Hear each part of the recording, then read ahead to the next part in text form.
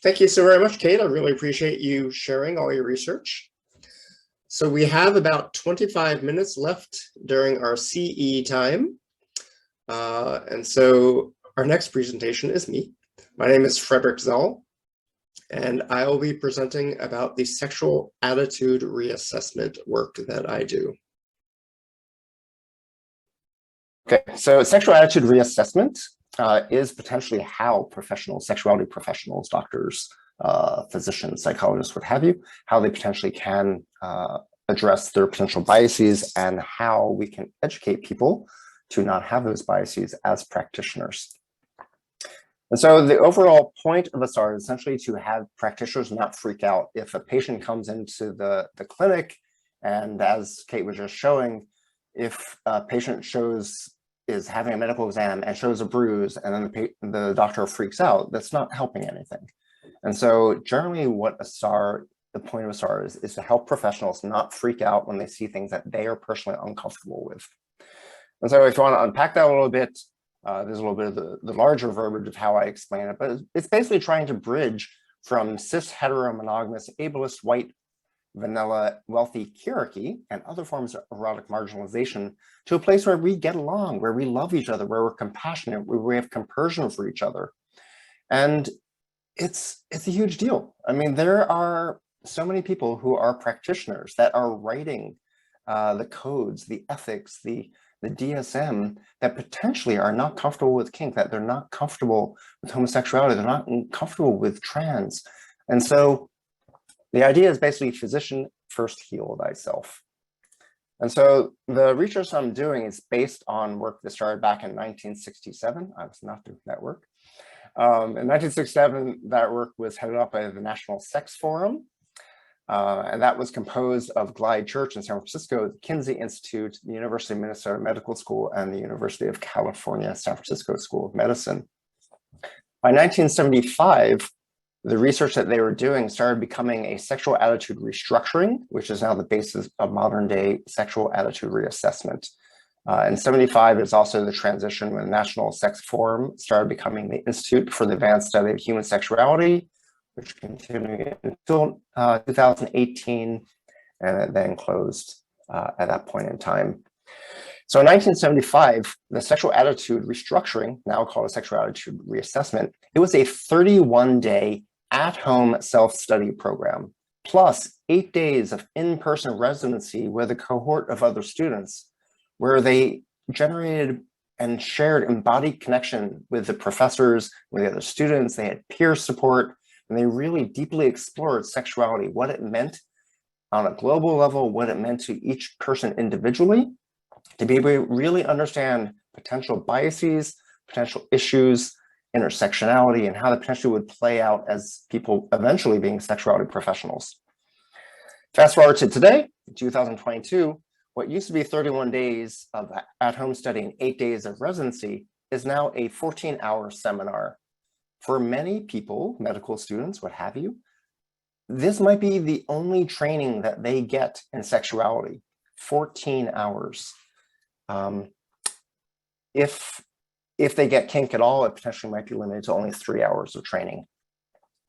And so the research that I'm going to be talking about today, it is based on 9 different sexual attitude reassessment seminars that were done over 3 years. There are 7 organizations involved, 16 people leading those sexual attitude reassessments, and there are approximately 214 students that participated in the sexual attitude reassessment seminars. So to first understand what a sexual attitude reassessment is not, if you're going to go for ASEC training, the American Association of Sexuality Educators, Counselors, and Therapists, if you're going to go for that certification, the education and training requirements are over 90 hours of human sexuality education, which compared to many medical schools is only 10 hours. That's huge. That's wonderful. I'm thrilled about that. And then there is training for another 60 hours. There's 25 to 50 hours of supervision, depending upon which division of ASEC you want to apply for. 3 letters of endorsements from professional colleagues. The SAR, which is 14 hours, And from that SAR, you then have to delineate your professional philosophy statement in relation to intersectionality, in relation to potential biases. The SAR classes or seminars themselves, so the numbers you see here, these are teacher-weighted averaging. And so the topics, these are the required topics by ASEC or the elective topics by ASEC, but what you see is what is actually taught. And so the people who are teaching these classes, the way that they are skewing, the way they are teaching and focusing is they're focusing primarily on behaviors. And the intent of this is because they want to understand people's biases around behaviors, around sexual discourse. 16% are focusing on BDSM kink, 13% on orientation, and 12% on justice, equity, diversity, and inclusion. And then it starts getting to be less, such as anatomy and identity, things of that sort, which tend to be covered in medical schools and in therapy programs. On the elective side, there is quite an interest in spirituality and religion. And then most of the other elective topics basically just drop off. I find it really fascinating that touch, for me, I am biased that I believe touch is at the core of sexuality education and sexuality and practice. And only 1% of education is being done around touch at this point in time. And so there are some other topics that some professors will bring in, which are not requirements or electives officially put forward by ASEC. And so there are 52% of people that are teaching this are looking at the history of SARS and history of sexuality. 25% of people are taking snacks and body breaks, which is great to bring in the somatic qualities of teaching and learning experiences. And then trust building exercises, pleasure, oppression. There are a few other things that are brought in, but also at minimal level. The methods, pretty much everyone is lecturing in some form, a top-down lecture format. 60 people are focusing on explicit media in their curriculum at this point in time, which I will talk about a little bit more later on. Large discussion format is 36% and small discussions about 19%. And there's some exercises and journals and a few other things. So the explicit media, the large and small discussions are the things that I really want you to just kind of think about and hold in your mind as we go on. So the big picture, based on all the research, based on the literature, is greatly different than the way things are actually being taught, the way that the SAR is actually being practiced. The research in the literature is saying that the overall point of the SAR is to go from a place of desensitization to a place of resensitization.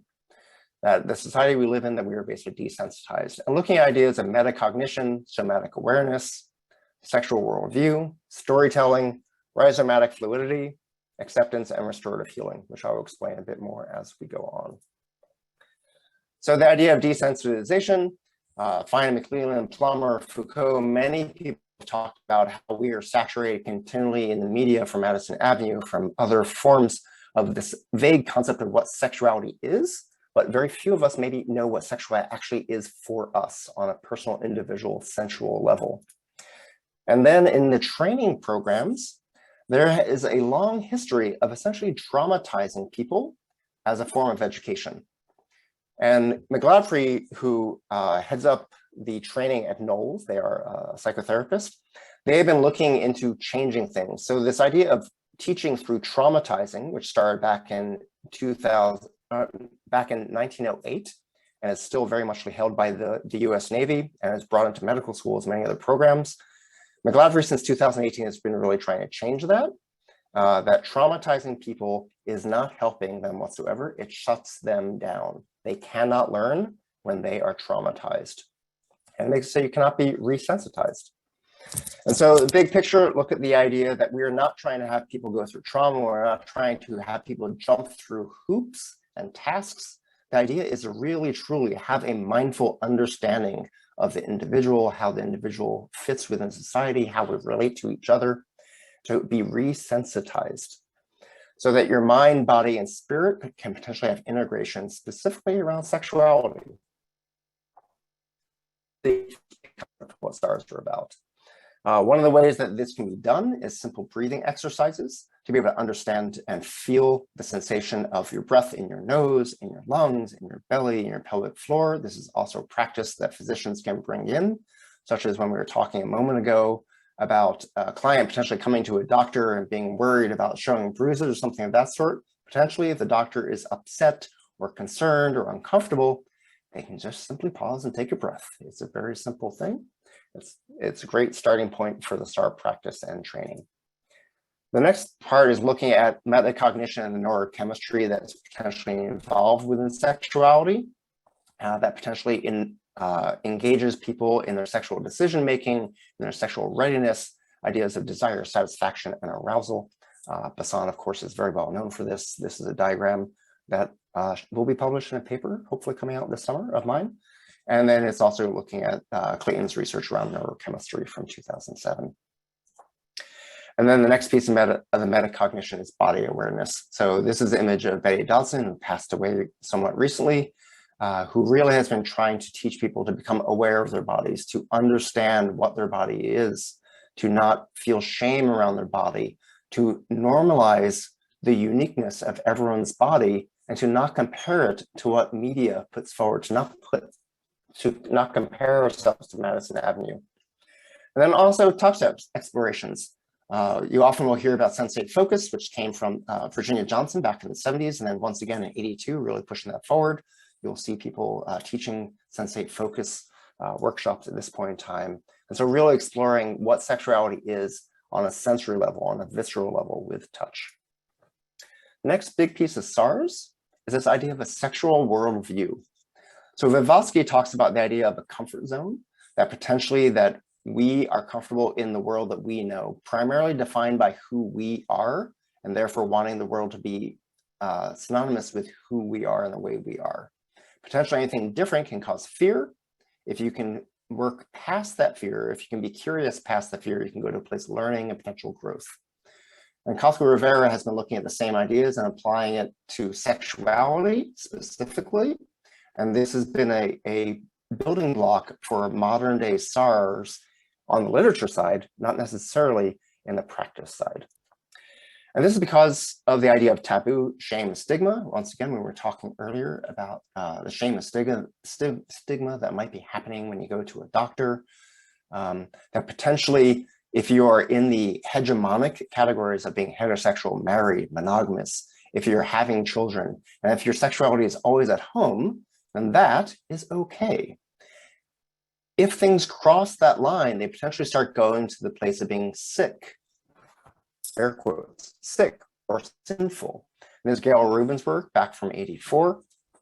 And this is also part of what SAR is starting to look at, is to understand what shame, stigma, and taboos have been internalized into practitioners or future practitioners, so they can understand those biases, confront them, and hopefully change their own biases before they're affecting and perpetuating that harm to their patients.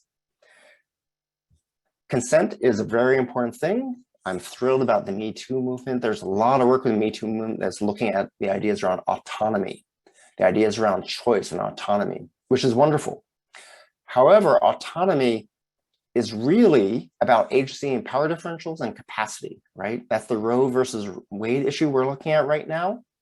So the autonomy, the choice to have abortion, that has always been a choice. It's the illegality of it. It is the risk if things become illegal again. It's the potential death if things become illegal again. It's the change in the power and the agency of individuals and their capacity to be able to do what it is they want to do, even though their choice might still be there. And so looking at those things, really thinking about, there are quite a number of different factors. A few of those are age, bodily cognitive ability, citizenship, class and money, experience, fashionableness, etc.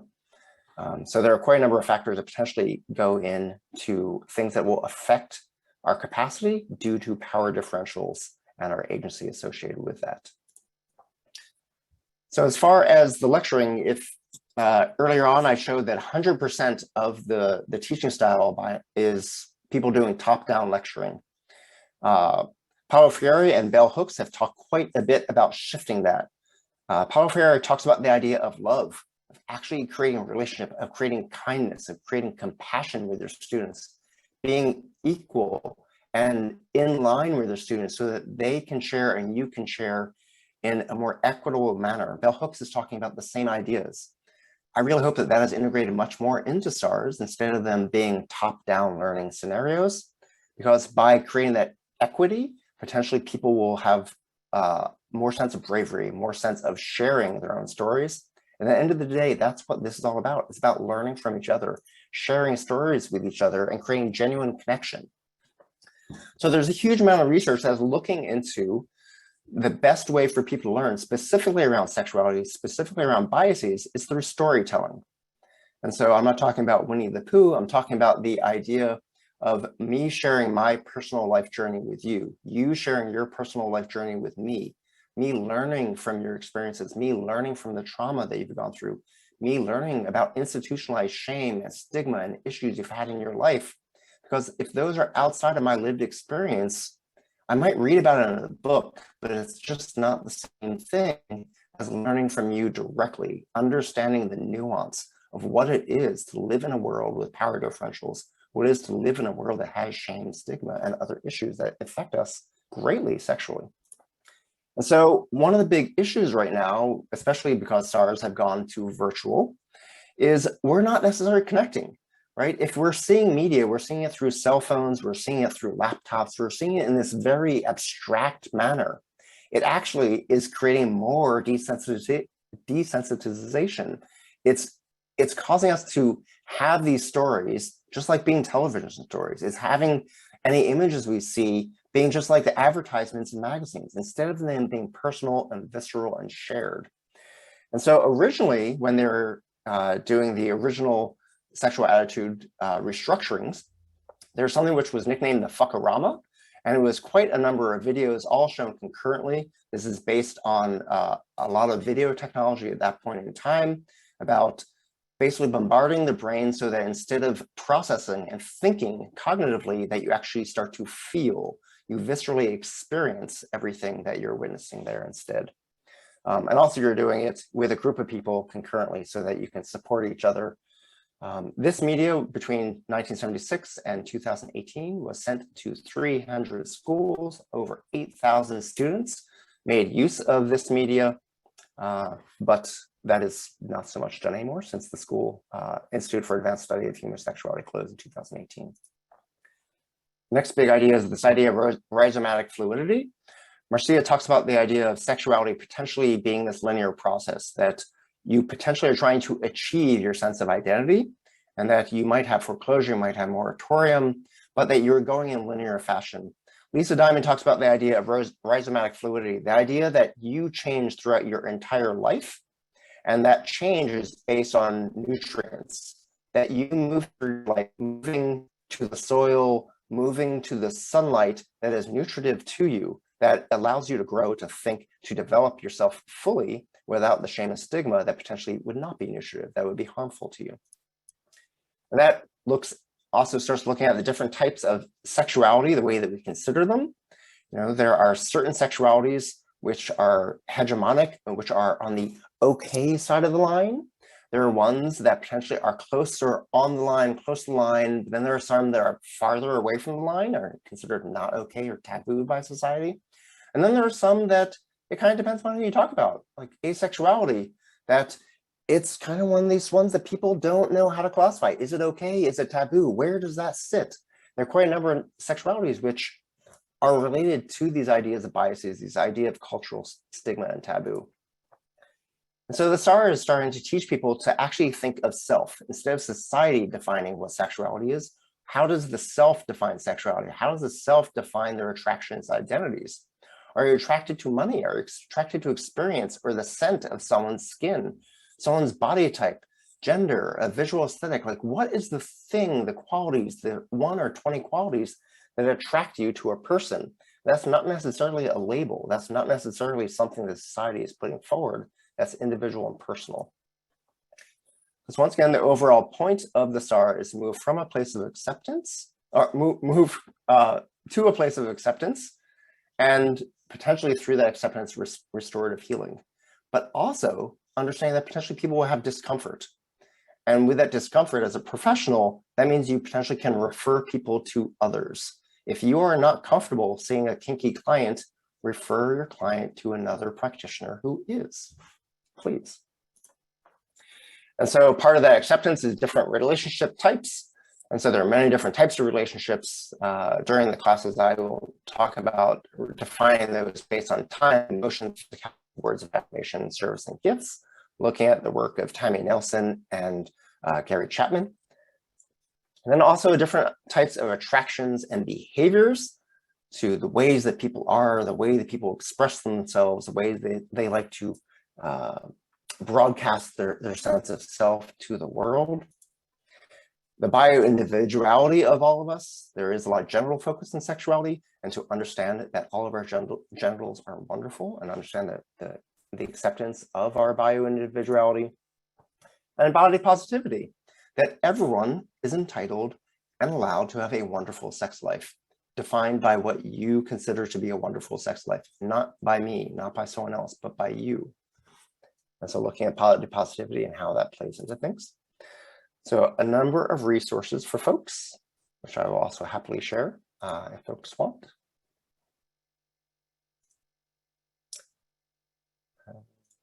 That's what I got. So any questions?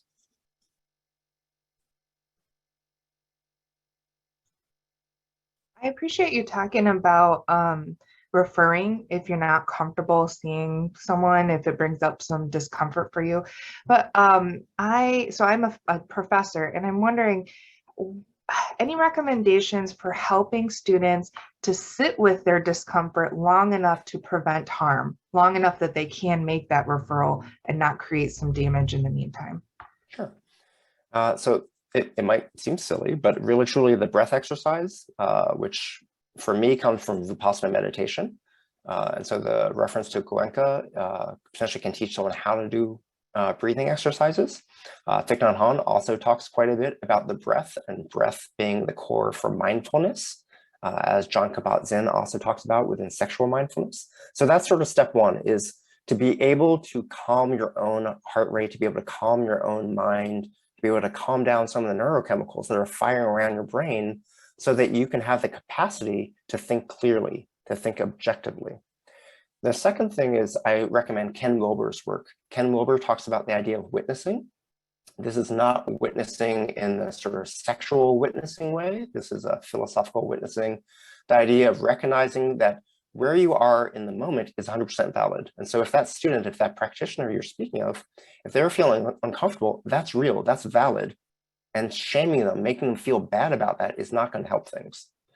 Recognizing that they potentially in the future want to be different than they are currently, Ken Wilber's work can help someone to recognize where they want to go and move from the place where they are as a valid place to the future version of a valid self that they want to be. Does that make sense at all? That's very helpful. Thank you. Cool. And I will also happily chat with you for hours on end about all this stuff if you ever want. Andrew, you have your hand raised. Yes, I did. I wanted to hear more about rhizomatic fluidity. I'm not familiar with that term, and it sounded fascinating, and everything you talked about, as I said in the chat, it's exciting me about the work that I do. Sure. So it's Lisa Diamond's work, not mine. I am a bit of a Lisa Diamond fanboy. I recommend their journal articles and their books on it. I'll just simply try to paraphrase. So the image that I was showing was this idea of a bamboo rhizome, the idea that there's this plant that potentially over its lifespan, it will grow in multiple places. And so where it starts growing, potentially the nutrients there might run out. It might have enough nutrients there for their entire lifetime. But if the nutrients run out, it'll send out a rhizome. It'll send out a runner to try to find a new place that has nutrients. And in such, the life force will essentially change from here to here. It will move, it'll physically move. And so as humans, potentially we might do that emotionally or socially, right? That we might have a sense of self. So like I grew up in Philadelphia, which is nicknamed the city of brotherly love. But I often say that it did not feel very loving in that city when I was growing up. And so the idea of being queer in that city was not okay. I mean, getting physically beaten was a regular occurrence for me. So I had foreclosure because of the society that I was living in at that point in time. Moving to the West Coast, I live in a place that is more nutritive. I live in a place where being queer is acceptable, it is okay, is cherished. And so I'm able to explore, I'm able to be with that more as I physically moved cross country and as I socially shifted, and then my emotions shifted with that. And so even though my sense of self and who I am has been constant for my lifetime, my identity potentially has changed. My expression, like me saying in front of the world that I'm queer, that's not something I would have done when I was a kid. Like if the thought of that, I'd be terrified. I'd think I'd be getting beaten. And so with the changes and the connections that you make in life and different opportunities, things you learn, people you talk to, different ways of thinking about yourself, epiphanies you have, your sense of self will potentially change over time. Your connections in society will potentially change over time. And so there's this idea of rhizomatic fluidity, that things are always changing. And so yes, some people potentially that they achieve their identity and they are, X, Y, and Z, and they are that and only that their whole life. But I would recommend for people to think outside the box, right? So if you're heterosexual and you are assigned male at birth, does that mean every single assigned female at birth person on the planet you're attracted to? I would say no, right? There's something more specific to that. Same thing if you're homosexual, that are you attracted to every single other assigned male at birth person? Once again, I would say no, right? There's something more specific, and to sort of dive deep into that, to understand the nuance of that and allow your sense of self to flow and change over time. Lisa Diamond is spectacular at it, so please take a look at their work, buy their books, journal articles. But I hope that helped. Any other thoughts, questions? And did that assist you, Andrew?